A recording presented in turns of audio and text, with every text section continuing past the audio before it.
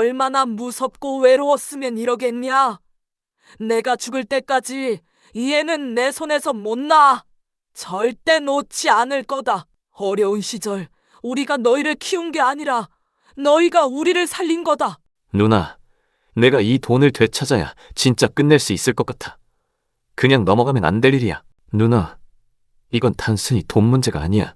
부모님이 우리한테 남긴 마지막 희망을 그 사람들이 빼앗아갔잖아. 돌려받아야 해. 그것도 제대로. 안녕하세요. 마음의 주파수입니다.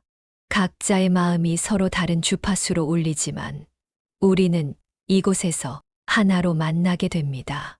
당신의 기쁨과 슬픔, 그리고 일상의 작은 떨림까지도 귀 기울여 듣고 함께 공감하는 시간을 가지려 합니다.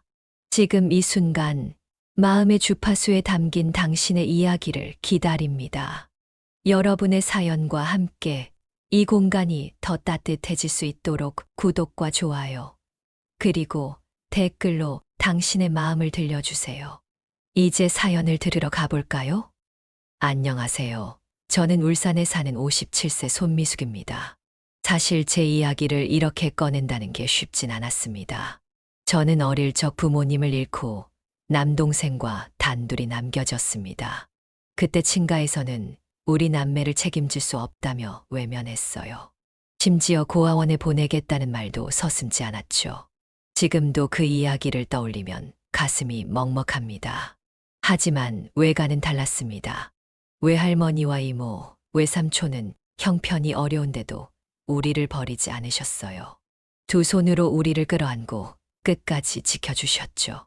그분들이 없었더라면 저는 아마 이 자리에 없었을 겁니다. 저는 중학교 때부터 낮에는 공장에서 일하고 밤에는 공부했습니다. 남동생이라도 잘 되길 바라는 마음 하나로 버텼죠. 다행히 남동생은 제 마음을 알아줬는지 공부를 열심히 했고 결국 초등학교 선생님이 됐어요. 남동생이 교단에 서는 모습을 봤을 때 제 인생에서 처음으로 그래, 이제 됐다는 마음이 들었습니다. 그런데 동생이 선생님이 되고 얼마 후 친가에서 연락이 왔습니다. 제사를 맡아줄 사람이 없으니 남동생이 맡으라는 거였어요. 아무 말 없이 듣고만 있던 남동생은 결국 단호히 거절했습니다. 그때 남동생이 저에게 이렇게 말했어요. 누나, 나한테 진짜 가족은 우리를 끝까지 지켜준 외가야. 그 말을 들으니 눈물이 왈칵 쏟아지더라고요.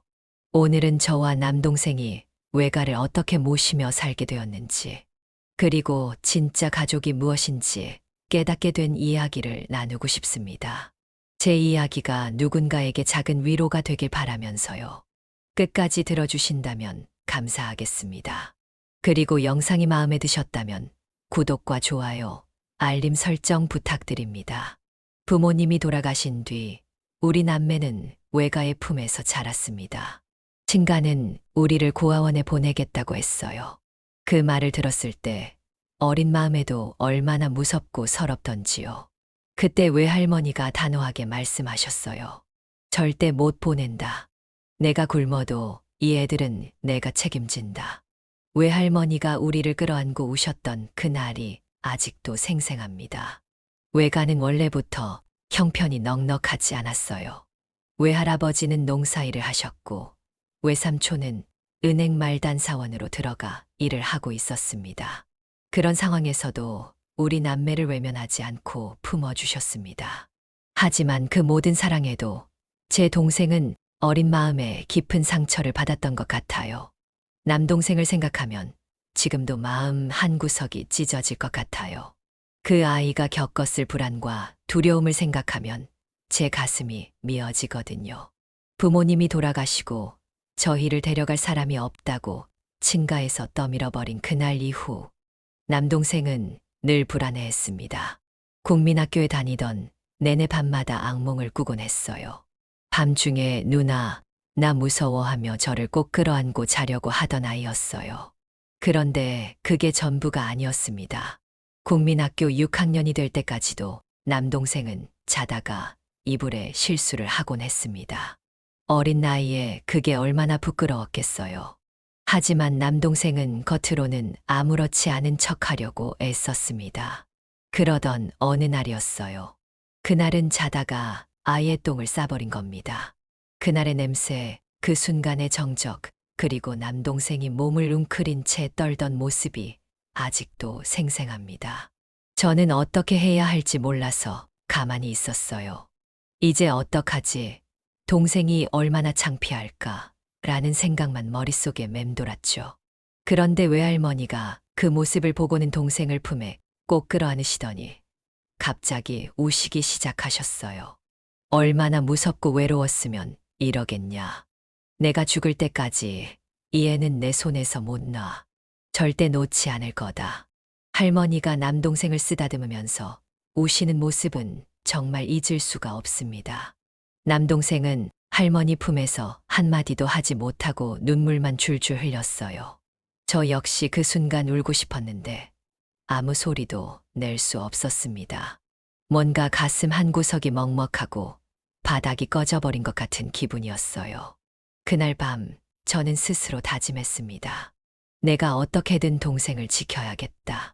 동생이 더 이상 불안하지 않게 내가 끝까지 노력해야겠다. 그 다짐은 저를 움직이는 힘이 됐습니다. 그래서 저는 중학교를 졸업하자마자 기숙사 학교에 들어갔습니다. 그곳은 학비가 들지 않았어요. 대신 낮에는 공장에서 일하고 밤에는 공부를 해야 했죠. 남들은 저보고 왜 그렇게 힘든 곳에 가느냐고 물었지만 저한테는 선택지가 없었습니다. 공장에서 일하는 건 상상 이상으로 힘들었어요. 새벽같이 일어나 무거운 물건을 나르고 기계에 부품을 끼우고 기름 냄새가 진동하는 작업장에서 온종일 서 있었습니다. 땀이 비 오듯 흘렀고 손에는 늘 기계에 긁힌 자국이 남았어요. 하지만 공장에서의 하루가 끝나고 공장 옆 학교에서 공부를 했습니다. 기숙사에 돌아오면 저는 책상 앞에 앉았습니다. 졸린 눈을 비비며 책을 펴는 순간에도 제 머릿속에는 늘 동생 생각뿐이었어요. 그 힘든 시간 중에서도 잊지 못할 순간이 하나 있어요. 어느 날 공장에서 일하다가 제 손이 큰 기계에 끼일 뻔한 적이 있었습니다. 그때 다른 친구가 번개같이 달려와 제 손을 잡아 빼줬어요. 그 일이 얼마나 무서웠는지 손이 아직도 덜덜 떨리고 있었는데 친구가 어깨를 툭 치며 말했어요. 미수가, 내가 다치면 안 된다. 내 없으면 동생은 누가 지키냐. 그 말을 듣는데 친구 앞에서 꾹꾹 눌러왔던 감정이 터져버렸습니다. 친구 앞에서 펑펑 울었어요. 그렇게 공장에서 일하며 지낸 3년은 제 인생에서 가장 힘든 시간이었지만 또 가장 간절했던 시간이기도 합니다. 남동생이 걱정 없이 잘할 수 있게 해주고 싶었으니까요. 외할머니는 그런 제 노력을 늘 알아봐 주셨습니다. 도시락에 김치랑 멸치볶음 같은 소박한 반찬을 싸서 보내주시며 말씀하셨어요. 미수가, 내가 있어서 할머니는 마음이 든든하다. 그 말을 들을 때마다 눈물이 왈칵 쏟아지곤 했습니다. 남동생은 외가의 사랑과 저의 노력을 헛되지 않게 했습니다. 국민학교, 중학교, 고등학교를 거쳐 대학까지 졸업했어요. 동생은 학교 다니는 내내 장학금을 받으면서 다녔습니다. 그리고 결국 초등학교 선생님이 됐습니다. 동생이 선생님이 됐다는 소식을 들었을 때 저는 하늘을 나는 기분이었어요. 그날 동생이 제 손을 꼭 잡으며 말했거든요. 누나, 내가 여기까지 온 건 다 누나 덕분이야. 누나가 없었으면 나도 없었을 거야. 그 말을 듣는 순간 그동안의 고생이 모두 보상받는 것 같았습니다. 외가는 우리 남매에게 단순한 가족이 아니었습니다. 그분들은 우리를 위해 모든 걸 희생하셨고 진짜 가족의 의미를 보여주셨습니다. 그 은혜를 잊지 않고 평생 갚아나가는 게 제 남은 삶의 목표입니다. 남동생이 초등학교 선생님이 된 후 저희 둘은 정말로 이제 조금씩 안정을 찾아가고 있다는 느낌을 받았어요. 어린 시절부터 너무 힘들게 살아왔잖아요. 남동생이 누나, 이제는 내가 누나를 지켜줄게라고 말할 때마다 그동안의 고생이 조금씩 보상받는 기분이 들곤 했습니다. 그런데 그 평온함은 오래 가지 않았습니다. 친가에서 갑자기 연락이 온 겁니다. 제사를 맡아줄 사람이 없으니 동생이 그 역할을 해야 한다고요. 저는 그 말을 듣자마자 피가 거꾸로 솟는 것 같았어요. 우리를 버리려 했던 사람들이 이제 와서 제사를 맡으라고요? 하지만 동생은 단호했습니다. 누나, 나한테 진짜 가족은 외가야. 우리를 끝까지 지켜준 건 외가였잖아. 그 말을 들었을 때 저는 눈물이 또 한 번 쏟아졌습니다. 동생은 어린 시절의 상처를 안고도 이렇게 단단하게 성장해 있었던 겁니다. 그 연락의 내용은 기가 막혔습니다. 제사를 맡아달라니? 그 말을 듣는 순간부터 저는 속이 부글부글 끓어올랐습니다. 제사를요? 친가가 우리를 내쳤을 때는 언제고, 이제 와서 무슨 낯짝으로 그런 얘기를 하는 거죠. 남동생은 그 이야기를 들었을 때 아무 말 없이 한참 동안 가만히 앉아 있더니 고개를 들어 저를 보며 이렇게 말했어요. 누나, 나한테는 그 사람들이 가족이 아니야. 우리를 지켜준 건 외가잖아. 나는 그런 제사 안 맡아. 그 말이 얼마나 고맙던지요. 어릴 적 내 품에 안겨서 불안에 떨던 동생이 이제는 이렇게 단단해졌다는 게 대견하고 안쓰럽기도 했습니다. 남동생은 단호히 거절했고 저는 그 일로 더 이상 연락이 오지 않기를 바랐습니다. 하지만 일이 그렇게 간단하게 끝나지 않았습니다. 몇 주 뒤 친가에서 또다시 연락이 왔습니다. 이번에는 아예 노골적으로 유산을 조건으로 내세웠다고 했습니다. 제사를 맡아주면 부모님 재산을 넘겨주겠다는 얘기였죠. 남동생은 전화를 끊고 돌아와서 한숨을 푹 내쉬더니 담담하게 저에게 말했어요. 누나, 나는 돈이 필요 없어. 우리를 버린 사람들이 무슨 가족이야. 나한테 가족은 끝까지 우리를 지켜준 외가야. 나는 진짜 가족을 위해 살 거야. 저는 그 말을 들으면서 눈물이 나려고 했습니다. 남동생이 어릴 적 상처를 딛고 이렇게 스스로 가족의 의미를 정의할 정도로 성숙해졌다는 게 너무 고마웠거든요. 그런데 그게 끝이 아니었습니다. 친가의 과거에 얽힌 충격적인 이야기를 듣게 된 건 바로 며칠 뒤였습니다. 그날은 평범한 하루였어요. 외삼촌이 갑자기 저를 부르더니 말했습니다. 외삼촌은 저를 한참 동안 쳐다보더니 망설이는 듯 말문을 열었어요. 미수가, 내가 이 얘기를 해야 할지 말아야 할지 고민을 많이 했는데 너희는 알아야 할 것 같아서 말한다. 너희 부모님이 돌아가신 뒤에 생명보험금 나온 거 알고 있지? 순간 머릿속이 멍해졌습니다. 생명보험금이라니요. 그 말을 듣는 순간 과거로 돌아간 것 같았어요. 부모님이 돌아가신 직후였던 그 혼란스러운 날들. 아마도 어린 나이에 잠깐 들었을지도 모르는 이야기였지만 전혀 기억이 나지 않았습니다. 저는 외삼촌의 말을 듣고 고개를 끄덕였어요. 네, 어렴풋이 들은 적은 있어요. 그런데 그게 어떻게 됐는지는 잘 모르겠어요. 삼촌은 제 얼굴을 보면서 잠시 말을 멈추더니 한숨을 깊게 내쉬며 말을 이어갔습니다. 그 돈 너희를 위해 쓰라고 나온 돈이었는데 친가 쪽에서 전부 가져갔어. 그 돈으로 뭘 했는지 아냐? 그 사람들이 새 집을 샀어. 새 집을. 그 말을 듣는 순간 저는 너무 충격을 받아 몸이 굳어버렸습니다. 머릿속이 하얗게 변하면서 삼촌의 목소리가 아득하게 들릴 정도였어요. 부모님이 돌아가신 뒤에 남겨진 유일한 희망 같은 돈이었는데 그 돈을 저와 남동생을 위해 쓰기는커녕 친가에서 새 집을 샀다니요. 어떻게 그런 일이 있을 수 있었을까요? 그 돈은 저희를 위해서 쓰라고 나온 거잖아요. 그런데 새 집이라뇨? 제 목소리는 떨리고 있었습니다. 감정이 북받쳐 올라 제대로 말을 이어갈 수 없었어요. 외삼촌은 조용히 제 손을 잡아주며 말했습니다. 그래, 나도 처음 그 얘기를 들었을 때 믿기지가 않았다. 하지만 그게 사실이야. 내가 이 얘기를 듣고 얼마나 속상할지 안다. 하지만 너희는 알아야 할 것 같아서 말한 거야. 그 순간 제 속이 마구 뒤집히는 것 같았습니다. 부모님이 우리 남매를 위해 남긴 마지막 희망을 그렇게 쉽게 가로채고 심지어 새 집을 산다니요. 친가에서 도대체 어떤 마음으로 그런 행동을 했을지 생각하면 생각할수록 지가 떨렸습니다. 저는 외삼촌에게 제대로 대답도 못하고 손만 떨며 앉아 있었습니다.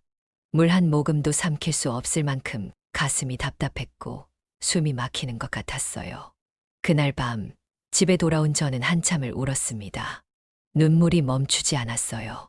부모님이 떠난 것도 힘들었지만 부모님들이 남긴 마지막 유산마저 그렇게 잃어버렸다는 사실이 저를 너무나도 아프게 했습니다.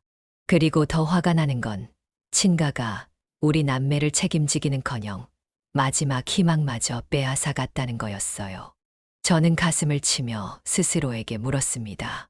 그들은 우리를 도대체 가족이라고 생각했을까? 아니, 가족으로 생각했다면 절대 이런 짓은 못했을 거야. 다음 날 저는 남동생에게 이 이야기를 전했습니다. 솔직히 저는 이 사실을 말하기가 너무 두려웠어요. 남동생이 이 이야기를 듣고 얼마나 상처를 받을지 뻔히 알았기 때문입니다. 하지만 남동생도 이 사실을 알아야 했습니다. 제가 이야기를 꺼내자 남동생은 처음엔 아무 말도 하지 않았습니다. 그저 조용히 제 말을 듣고 있을 뿐이었어요. 하지만 제가 부모님의 보험금을 친가가 가로챘고 그 돈으로 새 집을 샀다는 말을 했을 때 남동생은 고개를 숙이고 한참 동안 아무 소리도 하지 않았습니다. 그리고 한참 뒤 남동생이 나지막하게 말했습니다. 누나, 그 사람들은 우리를 가족으로 생각하지 않았던 거야. 부모님이 남긴 돈마저 그렇게 가져갔다면 그들이 우리를 진짜 가족으로 여겼을 리가 없어. 그 말이 얼마나 슬프던지요. 남동생은 차분하게 말하려고 했지만 눈가가 붉어져 있는 게 보였어요. 저는 그 모습을 보며 가슴이 미어질 것 같았습니다. 어떻게 이렇게 차분히 반응하는 걸까 싶기도 했어요. 하지만 아마 남동생은 그동안 친가로부터 받은 상처들 때문에 더 이상 기대할 것도 화낼 기력도 없었을지도 모릅니다. 남동생은 그날 밤 술을 한 잔 마시고 조용히 말했습니다.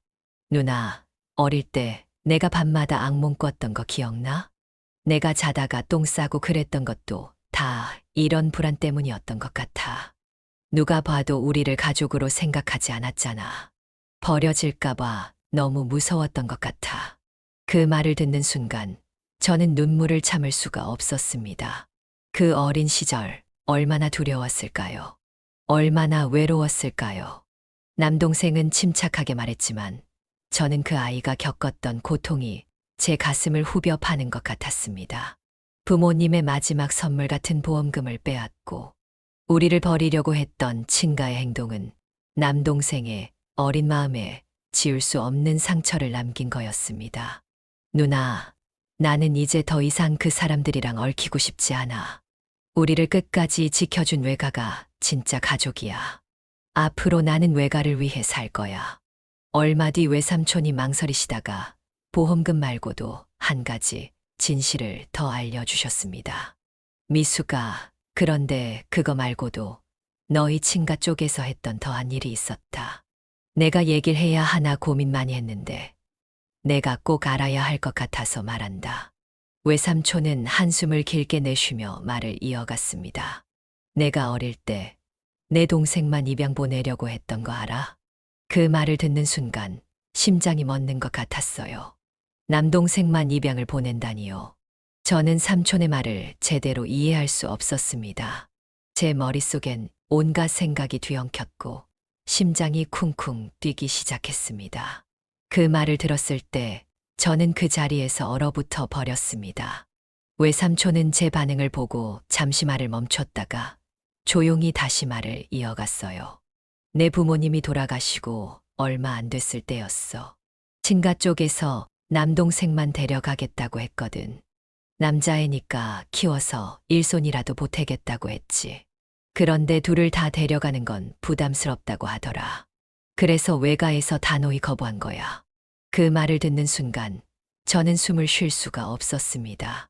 남동생만 데려간다고? 그럼 나는? 제 머릿속에 끝없이 떠오르는 질문들이 저를 짓눌렀습니다. 남동생과 제가 그렇게 헤어졌다면 지금의 우리는 없었을 겁니다. 그런 생각이 들자 손발이 차가워지고 숨이 턱 막히는 기분이 들었어요. 저는 떨리는 목소리로 겨우 물었습니다. 그게 진짜였어요? 그 사람들이 진짜로 동생만 데려가려고 했다고요? 외삼촌은 고개를 천천히 끄덕이며 말했습니다. 그래, 내가 직접 들었어. 그때 내 외할머니가 그 말을 듣고 얼마나 화를 냈는지 몰라. 할머니가 그 자리에서 단호하게 말했어. 이 애들은 우리 집에서 둘 다 키운다. 한 명만 데려간다는 건 말도 안 된다고 말이야. 그래서 결국 그 사람들이 데려가지 못했지. 그 말을 듣고 나니 저를 붙들고 눈물 흘리며 저와 남동생을 품어주셨던 외할머니의 모습이 떠올랐습니다. 저는 어떻게든 눈물을 참으려고 했지만 마음이 무너져 내리는 것 같은 기분에 눈물이 주르르 흘러내렸습니다. 그날 밤 저는 남동생에게 이 이야기를 전해야 할지 말아야 할지 망설였습니다. 그 사실을 전해야 한다는 걸 알았지만 너무 두려웠습니다. 이 이야기가 남동생에게 얼마나 큰 충격이 될지 뻔히 알았거든요. 하지만 남동생도 알 권리가 있었어요. 제가 이야기를 꺼내자 남동생은 처음엔 아무 말도 하지 않았습니다. 눈동자가 흔들리고 표정이 차갑게 굳어갔어요. 제가 그때 외가가 거부하지 않았으면 내가 입양돼서 다른 곳으로 갔을지도 모른다고 말했을 때 남동생은 고개를 떨군 채 한참 동안 침묵했습니다. 그리고 아주 작은 목소리로 이렇게 말했어요. 누나랑 나랑 같이 못 살고 진짜로 버려질 뻔했구나. 그 말이 얼마나 슬프던지요. 남동생이 무슨 말을 하려고 해도 목소리가 떨리는 게 보였어요. 저는 한마디도 하지 못하고 가만히 남동생을 쳐다볼 수밖에 없었습니다. 남동생이 한참을 있다가 다시 말했습니다. 근데 외가가 나를 붙잡아 준 거네. 그래서 내가 지금까지 여기까지 올 수 있었던 거구나. 그 말을 들었을 때 저는 그동안 남동생이 얼마나 외롭고 불안했을지 깨달았습니다. 남동생은 그 어린 시절 끔찍한 불안을 혼자 감당하면서도 한마디도 하지 않았던 거예요. 얼마나 무서웠을까요? 얼마나 외로웠을까요? 저는 그 자리에서 남동생을 끌어안고 말했습니다.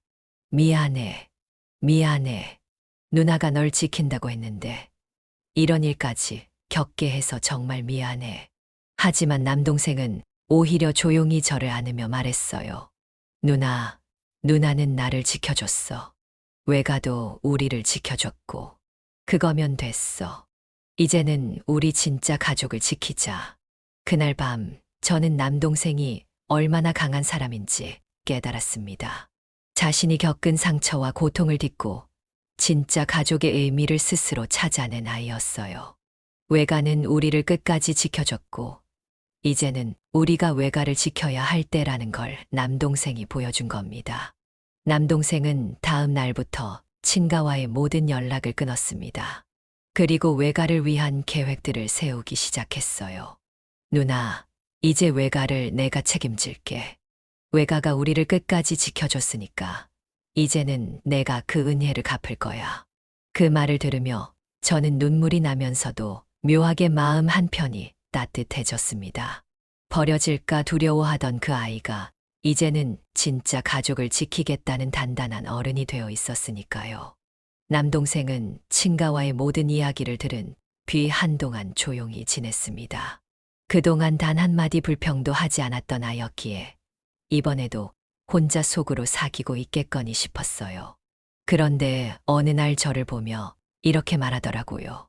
누나, 이제는 내가 가만히 있을 수 없을 것 같아. 그 사람들이 부모님의 보험금을 가져가고 날 입양 보내려 했다는 걸 알고 나니까 그냥 넘어가면 안 될 것 같아. 그 말을 듣는 순간 저는 순간 멈칫했어요. 복수라니요? 남동생은 원래 남을 해치거나 싸우는 성격이 아니었거든요. 그래서 저는 걱정스러운 마음에 말렸습니다. 우시가 우리가 복수한다고 해서 뭐가 달라지겠어. 그냥 외가를 지키는 데만 집중하자. 그게 우리가 해야 할 일이야.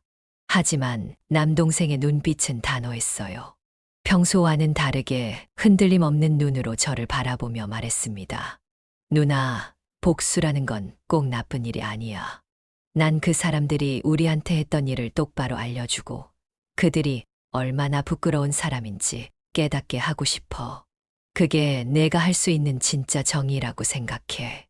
그 말에 저는 더 이상 설득할 수가 없었습니다. 남동생의 목소리는 흔들리지 않았고 그의 결심은 이미 굳어져 있었어요. 결국 저는 남동생의 결심을 존중하기로 했습니다. 남동생은 복수를 준비하면서도 단 한 번도 감정적으로 굴지 않았습니다. 오히려 저는 그 모습에 놀랐어요. 남동생은 차근차근 계획을 세웠고 철저히 준비를 해 나갔습니다. 먼저 부모님의 보험금이 친가로 넘어갔던 과정을 명확히 확인하기 위해 외삼촌과 대화를 나눴습니다. 외삼촌은 친가의 행동에 대해 분노를 감추지 못하며 보험금이 어떻게 사용되었는지 하나하나 설명해 주셨습니다. 보험금이 나온 뒤에 친가 어른들끼리 모여서 회의를 했었지. 너희를 위해 써야 한다는 말은 처음부터 나오지도 않았어. 그 돈을 어떻게 나눌지 이야기했고 결국 큰아버지가 전부 가져갔어. 그 돈으로 바로 새 집을 샀다더라. 남동생은 그 이야기를 들으면서도 끝까지 침착함을 유지했어요. 그러고는 외삼촌에게 물었습니다. 외삼촌, 그 당시 그 돈이 친가로 넘어간 증거 같은 게 남아 있을까요? 예를 들면 통장 기록이라든지. 외삼촌은 잠시 생각하더니 고개를 끄덕였습니다. 당시에 내가 은행에서 일했으니까 기록을 찾아볼 수 있을 거야. 내가 내 부모님 보험금이 지급된 걸 확인하고 나서야 그 돈이 어디로 갔는지 알게 됐거든. 아직 기록이 남아 있을 거야. 그 말을 들은 남동생은 외삼촌의 도움을 받아 부모님의 보험금 지급 기록과 그 돈이 친가 쪽 계좌로 넘어간 내역을 확보했습니다. 모든 과정을 알게 된 남동생은 한참 동안 서류를 들여다보더니 깊은 한숨을 내쉬었습니다. 누나, 이건 그들이 절대 부정할 수 없는 증거야. 이걸로 그들이 우리한테 얼마나 잘못했는지 사람들이 알게 될 거야. 며칠 뒤 남동생은 친가 쪽 어른들에게 연락을 했습니다. 제가 그 이야기를 들었을 때 정말로 가슴이 두근거렸습니다. 친가에서 어떤 반응을 보일지 상상조차 할 수 없었거든요. 남동생은 친가 어른들 모두를 한자리에 불러 모았고 그 자리에는 외삼촌과 저도 함께 있었습니다. 친가 어른들은 남동생이 갑자기 연락해 모이라고 했을 때 무슨 일인지 전혀 알지 못한 상태였습니다. 친가 어른들은 평소처럼 태연한 얼굴로 앉아 있었고 심지어 일부는 너 선생님 되고 나니 좀 달라졌구나라며 가벼운 농담까지 했습니다. 그때 남동생이 조용히 입을 열었습니다. 오늘 모인 이유는 제가 여러분께 묻고 싶은 게 있어서예요. 남동생은 준비해온 서류를 하나씩 꺼내며 부모님의 보험금, 지급 내역, 그리고 그 돈이 큰아버지의 계좌로 넘어간 기록을 모두 테이블 위에 올려놨습니다. 그리고 차분한 목소리로 말했습니다. 이게 부모님이 돌아가시고 나서 나온 생명보험금 내역입니다. 이 돈은 누나와 저를 위해 사용됐어야 했던 돈이에요. 그런데 이게 왜 큰아버지 계좌로 들어갔는지 설명 좀 해주시겠어요? 순간 방 안이 얼어붙었습니다. 어른들은 서로의 얼굴만 쳐다보며 아무 말도 하지 못했어요. 큰아버지는 갑자기 당황한 표정으로 서류를 집어들고는 뭐라고 중얼거렸습니다. 이건 그냥 그땐 어쩔 수 없었던 상황이었어. 내가 어렸으니까 잘 몰랐겠지만 우리도 힘들었고. 남동생은 큰아버지의 말을 끊으며 단호하게 말했습니다. 힘드셨다고요? 그럼 우리 누나랑 저는요. 저희는 부모님을 잃고 아무것도 가진 게 없었어요. 그런데 그 돈마저 여러분이 가져가셨잖아요. 이걸 두고 힘들었다는 변명을 하실 수 있나요? 큰아버지는 더 이상 말을 잇지 못하고 고개를 돌렸습니다. 다른 친가 어른들 역시 서로 눈치를 보기만 할 뿐이었어요. 남동생은 친가 어른들을 하나하나 바라보며 목소리를 높였습니다. 여러분은 우리가 가족이라고 생각하지 않으셨죠? 그러니까 이런 일을 하셨던 거잖아요. 부모님이 돌아가시고 우리 남매를 고아원에 보내려 했던 것도 모자라 저만 입양 보내려던 것도 이 보험금을 가로챈 것도요. 여러분은 우리를 가족으로 대했던 적이 단 한 번도 없어요. 그 순간 저는 남동생의 목소리에서 느껴지는 단호함에 가슴이 뜨거워졌습니다. 그동안 쌓아왔던 상처와 억눌린 감정이 남동생의 목소리로 폭발하는 것 같았어요.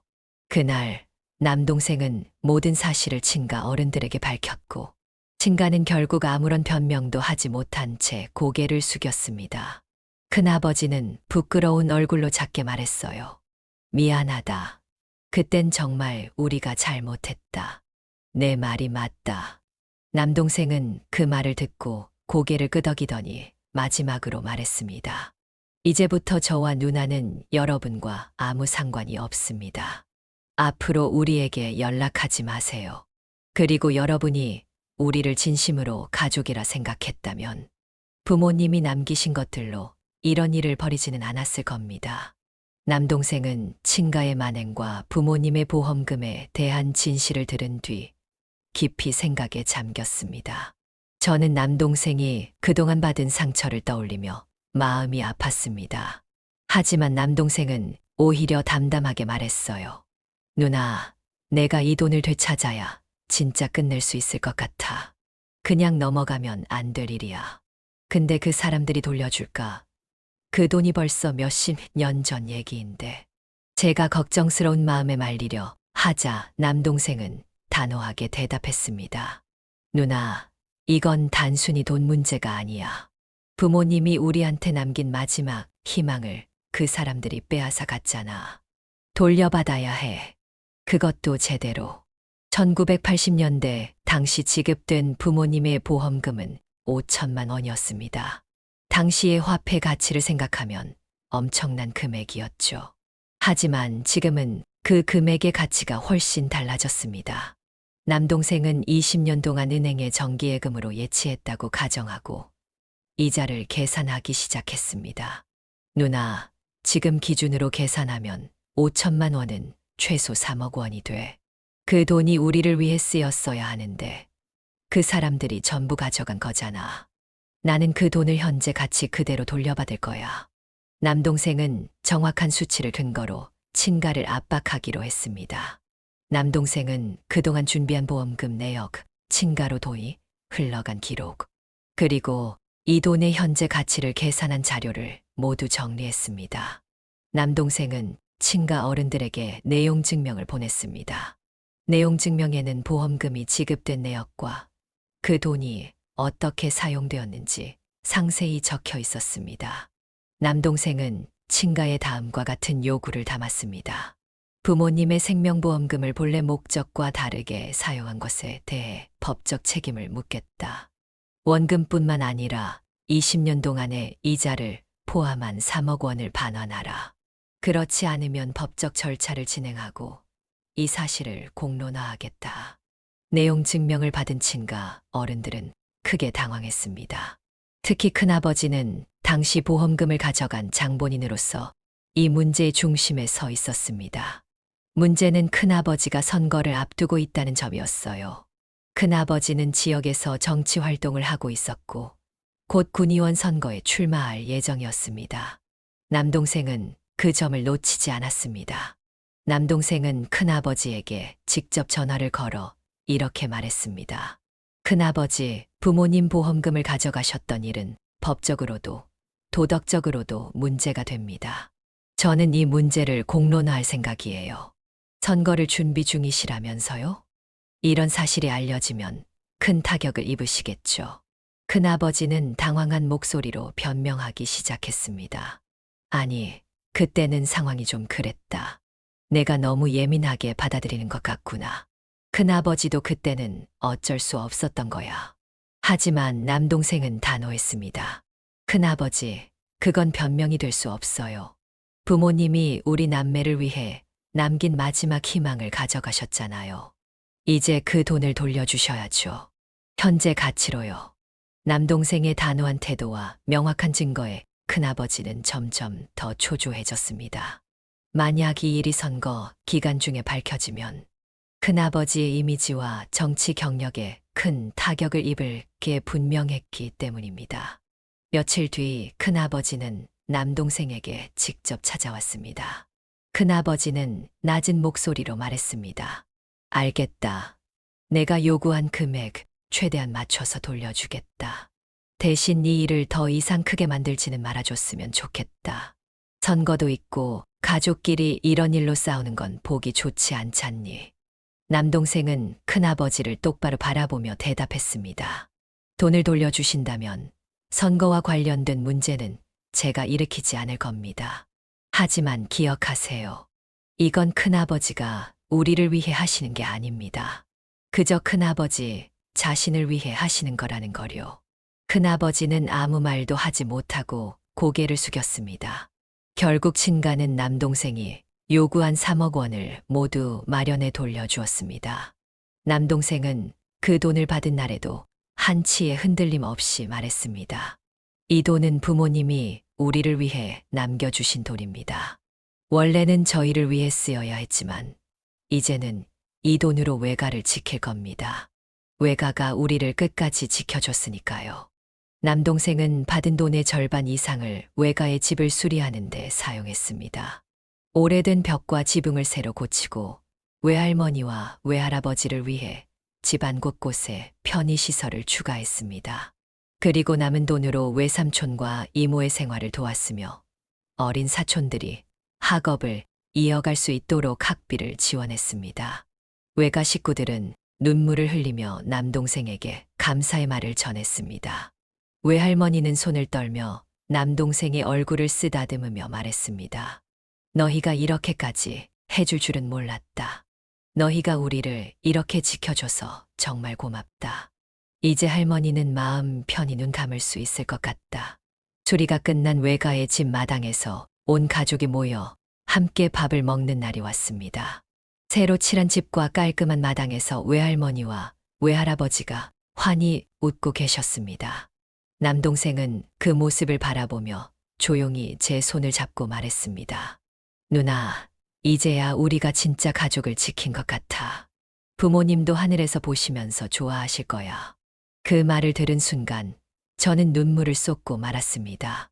남동생은 결국 부모님이 남긴 마지막 희망을 되찾아 그 돈으로 진짜 가족을 지켰습니다. 어린 시절 불안과 상처로 떨던 남동생이 이제는 우리 가족의 버팀목이 된 겁니다. 그날 밤 저는 하늘을 보며 중얼거렸습니다. 엄마, 아빠, 우리 동생 정말 잘 자랐어요. 그리고 우리가 지켜야 할 가족도 끝까지 지켰어요.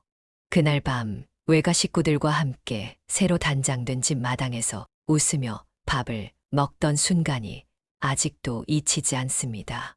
외할머니는 새로 수리된 집을 천천히 둘러보시며 연신 감탄하셨습니다. 우리 집이 이렇게 변할 줄은 꿈에도 몰랐다. 너희 남매가 우리한테 이렇게까지 해주다니 정말 고맙다. 외할아버지는 고개를 끄덕이며 흐릿한 목소리로 말씀하셨어요. 어려운 시절 우리가 너희를 키운 게 아니라 너희가 우리를 살린 거다. 남동생은 아무 말 없이 그 모습을 지켜보다가 고개를 숙이며 이렇게 말했어요. 저희가 잘 자랄 수 있었던 건 다 외가 덕분이에요. 이제 저희가 외가를 지킬 차례입니다. 할머니, 할아버지, 오래오래 건강하게 계셔주세요. 그 순간 저도 모르게 눈물이 흐르기 시작했습니다. 남동생이 어릴 적 얼마나 불안해하며 잠을 설치던 모습이 떠올랐거든요. 고작 국민학교 6학년이 되어서도 밤마다 악몽을 꾸며 떨던 아이가 이제는 이렇게 단단한 어른이 되었습니다. 그 모습이 너무나도 대견하고 또 안쓰러웠습니다. 마당 한쪽에서 남동생과 둘만 남았을 때 저는 남동생의 손을 꼭 잡고 말했습니다. 동생아, 너 정말 잘했다. 정말 고생 많았어. 내가 없었으면 우리 가족은 여기까지 못 왔을 거야. 남동생은 조용히 웃으며 제 손을 꼭 잡아주었습니다. 누나, 누나도 고생 많았어. 내가 여기까지 올 수 있었던 건 누나가 옆에서 날 지켜줘서야. 우리 이제 걱정 없이 외가랑 잘 살아가자. 이제는 시간이 많이 흘렀습니다. 외할머니와 외할아버지는 몇 년 전 평화롭게 세상을 떠나셨지만 남동생은 여전히 외가를 위해 최선을 다하고 있습니다. 외삼촌과 이모도 이제는 안정된 삶을 살고 있고 외사촌들도 무사히 학업을 마쳤습니다. 그 모든 과정에서 남동생은 한 걸음도 물러서지 않았습니다. 가끔씩 저는 하늘을 보며 부모님께 중얼거립니다. 엄마, 아빠, 우리 동생 정말 잘 컸어요. 그리고 우리 가족을 끝까지 지켰어요. 저희는 이제 외로울 일이 없어요. 외가가 곧 우리의 진짜 가족이니까요. 남동생은 지금도 가끔 저를 보며 웃으며 말합니다. 누나, 이제 걱정할 거 없지. 우리 외가도 든든하고 누나도 이렇게 건강하잖아. 난 이제 충분히 행복해. 그 말을 들을 때마다 제 마음속에 차오르는 감정은 말로 다 표현할 수 없습니다. 불안과 상처 속에서도 끝까지 가족을 지키겠다고 다짐한 남동생. 그 다짐을 현실로 만들어낸 그 아이는 단순히 제 동생이 아니라 제가 가장 존경하는 사람입니다. 저는 오늘도 남동생에게 감사하고 외가에게 감사하며 살아갑니다. 진짜 가족이란 피로만 맺어지는 게 아니라는 걸, 끝까지 서로를 지켜주는 사람들이라는 걸 저는 남동생과 외가를 통해 배웠습니다. 그날 외가의 마당에서 온 가족이 환하게 웃으며 밥을 먹던 장면은 아마 평생 제 마음속에 남아있을 겁니다. 엄마, 아빠, 걱정 마세요. 우리 정말 잘 살고 있어요. 저희 이야기를 끝까지 들어주셔서 감사합니다. 제 이야기 속에서 누군가 위로를 얻고 또 가족의 진정한 의미를 느꼈으면 좋겠습니다. 여러분도 힘든 순간이 있다면 진짜 가족을 생각하며 꼭 이겨내시길 바라요. 영상이 좋으셨다면 구독과 좋아요 부탁드리고 다음에 또 진솔한 이야기로 찾아뵙겠습니다. 감사합니다. 여러분, 이 이야기를 어떻게 보셨나요? 상처받은 마음을 치유하고 새로운 관계를 만들어가는 이 이야기가 여러분께도 울림을 주었길 바래요. 혹시 비슷한 경험이 있으시다면 또는 이들의 이야기를 보며 느끼신 점이 있다면 댓글로 함께 나눠주세요. 여러분의 이야기가 또 다른 누군가에게 위로와 용기가 될 수 있을 거예요. 구독과 좋아요로 응원도 부탁드려요. 다음 이야기로 찾아뵐 때까지 여러분의 일상에도 따뜻한 위로와 희망이 가득하시길 바래요. 지금까지 시청해 주셔서 감사합니다.